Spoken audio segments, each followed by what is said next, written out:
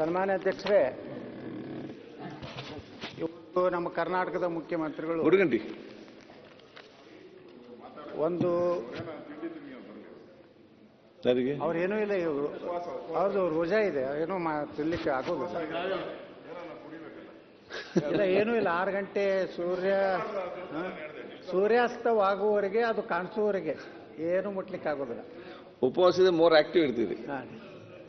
ಇವನ್ನ ಆ ಉಗುಳು ಸಹಿತ ನುಂಗಬಾರ್ದು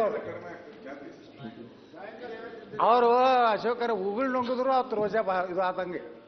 ಅದಕ್ಕೆ ಅವರು ಬಹಳಷ್ಟು ಜೋರು ಮಾತಾಡಬಾರ್ದು ನಮ್ಮ ವಿನಂತಿ. ನಿಮ್ಗೆ ಭಗವದ್ಗೀತೆ ಕುರಾನೇ ಜಾಸ್ತಿ ಗೊತ್ತೈತೆ. ಎಲ್ಲ ಅಧ್ಯಯನ ಮಾಡಿದಾಗನೇ ಗೊತ್ತಾಗ್ತದ್ರಿ ಏನೇನಿದೆ ಅಂತ. ಅಧ್ಯಕ್ಷರೇ, ಇವತ್ತು ಬಹಳ ನಮ್ಮ ಸದಸ್ಯರು, ಗೌರವಾನ್ವಿತ ಸದಸ್ಯರು ಮಾತನಾಡಿದ್ದಾರೆ. ಇದೊಂದು ಅದ್ಭುತ ಬಜೆಟು, ಇದು ಬಡವರ ಪರವಾಗಿರುವಂಥ ಬಜೆಟು, ಇದು ಸಾಮಾಜಿಕ ನ್ಯಾಯವನ್ನು ಎತ್ತಿ ಹಿಡಿದಂಥ ಬಜೆಟು. ಏನೇನೋ ಆಡಳಿತ ಪಕ್ಷದವರು ಹೇಳಿದ್ದಾರೆ, ವಿರೋಧ ಪಕ್ಷದವರು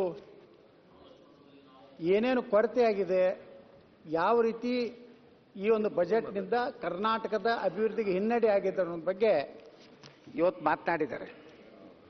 ಅಧ್ಯಕ್ಷರೇ, ಇವತ್ತು ನಮ್ಮ ಅನೇಕ ಸದಸ್ಯರು ಹೇಳಿದ್ರು, 16 ಬಜೆಟ್ಗಳನ್ನು ಇವರು ಮಂಡನೆ ಮಾಡಿದ್ದಾರೆ.